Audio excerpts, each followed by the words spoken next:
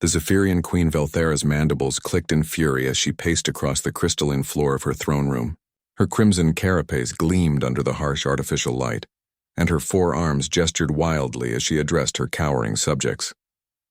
"Where is Razorclaw?" she hissed, her voice echoing through the chamber like grinding metal. "My prize warbeast has vanished without a trace."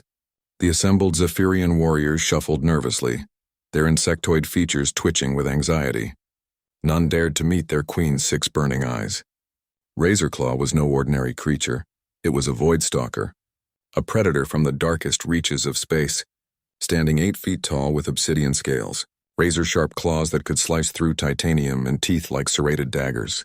It had been the queen's most feared weapon in countless battles across the galaxy. "My queen," ventured General Crix, his voice barely above a whisper, "we have searched every sector of the ship. The beast has simply disappeared." Meanwhile, 3 decks below in the cramped human quarters, Adnan sat cross-legged on his small bunk, trying to focus on the datapad in his hands. The 25-year-old engineer had been conscripted from Earth 6 months ago, along with his colleague Neha, to serve as technical specialists aboard the Zephyrian dreadnought. Humans, it turned out, had an unusual knack for fixing alien technology that even its creators couldn't understand. "Adnan," Neha whispered from her bunk across the narrow room. "Do you hear that rumbling sound?" Adnan paused his reading and listened. Indeed, there was a low, rhythmic rumbling coming from somewhere near his feet. He looked down and nearly jumped out of his skin. Curled up on his boots was the most terrifying creature he had ever seen. 8 feet of pure nightmare, with scales that seemed to absorb light itself, claws that gleamed like polished obsidian, and a massive head filled with teeth that could bite through a shuttle. Yet somehow, impossibly, the creature was fast asleep, its massive form somehow compressed into a tight ball resting on Adnan's feet. The rumbling, he realized with growing amazement, was purring. "Neha," he whispered urgently, "don't move, but look at my feet." Neha turned slowly, and her dark eyes widened in shock. She recognized the beast immediately from the wanted posters plastered throughout the ship. This was Razorclaw, the Queen's legendary warbeast, the terror of a dozen star systems. That's the thing that ate an entire Proximan battlecruiser last month," she breathed. "I know," Adnan replied, his voice tight with controlled panic. "What do I do?" The creature stirred slightly, and both humans froze. One massive eye opened, revealing an iris like molten gold. It fixed on Adnan's face, and for a moment that stretched into eternity, predator and human stared at each other. Then, impossibly, the creature's eye closed again, and it nuzzled closer to Adnan's feet, its purring growing louder. "I think," Neha said slowly, "it likes you." Over the next hour, as alarms blared throughout the ship and search parties combed every corridor, Adnan found himself in the strangest situation of his life. The galaxy's most feared predator refused to leave his feet. Every time he tried to move, Razorclaw would open one golden eye and emit a low whine that sounded almost lonely. "This is insane," Adnan muttered, carefully reaching down to touch the creature's head. The scales felt surprisingly warm, almost like leather. Razorclaw leaned into the touch, the purring intensifying. "You know what I think?" Neha said, studying the scene with fascination. "I think it's been lonely. Look at it, it's a pack predator, probably used to living in groups. The Zephyrians have been keeping it isolated, using it as a weapon instead of treating it like a living being."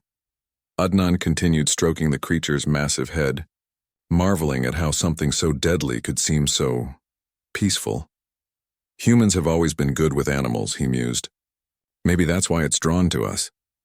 The moment of tranquility shattered when the door to their quarters exploded inward. Queen Velthera herself stood in the doorway, flanked by a dozen armed guards, her weapons trained on the humans. "Step away from my warbeast mammals," she snarled, her voice dripping with venom. Razorclaw's transformation was instantaneous. The peaceful creature vanished, replaced by 8 feet of pure fury. It rose to its full height, placing itself directly between the queen and the humans, its lips pulling back to reveal those terrible teeth.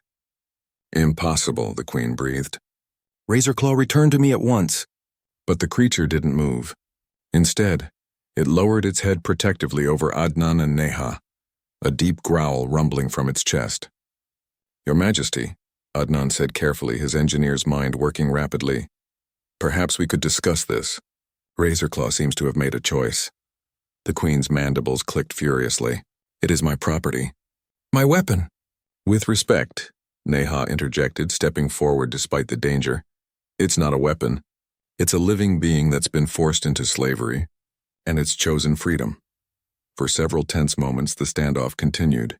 Then, to everyone's surprise, Razorclaw did something unprecedented. It sat down, wrapping its massive form around both humans in a protective embrace, and began to purr again. This is impossible, the queen repeated, but her voice had lost some of its venom. She was staring at her supposedly vicious warbeast with something approaching wonder. Your Majesty, Adnan said gently, humans have a saying. You catch more flies with honey than vinegar. Perhaps instead of using fear and force, you might try understanding and partnership. The queen stood silent for a long moment, studying the strange tableau before her. Her most feared weapon, curled up like an oversized pet with two small humans who showed no fear, only compassion. Finally, she lowered her weapons. Very well, humans. You have shown me something I did not expect. Razorclaw chooses you, and perhaps there is wisdom in such choices. She turned to leave, then paused. You will keep the beast, but in return you will teach my people what you have learned about partnership. As the queen and her retinue departed, Adnan looked down at Razorclaw, who was now completely relaxed again, its massive head resting contentedly on his lap. Well, he said to Neha, I guess we have a pet now. The galaxy's most dangerous pet, she replied with a grin.